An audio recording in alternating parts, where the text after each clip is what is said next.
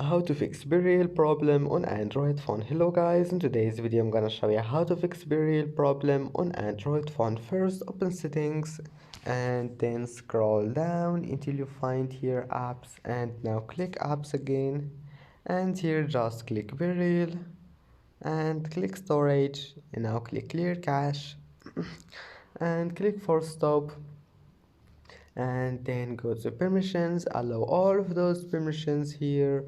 And after that, if you want to allow any permission, just click on it and click allow. It's easy. And then open notifications, allow all of those, burial, and then allow, and comments and allow notifications, and that's it. Then go to this one. Wait, where is it? I mean, just go back, then go to Play Store and click update, and that's it. All your problems must be fixed, and that's it. Don't forget like, and see you in the next video.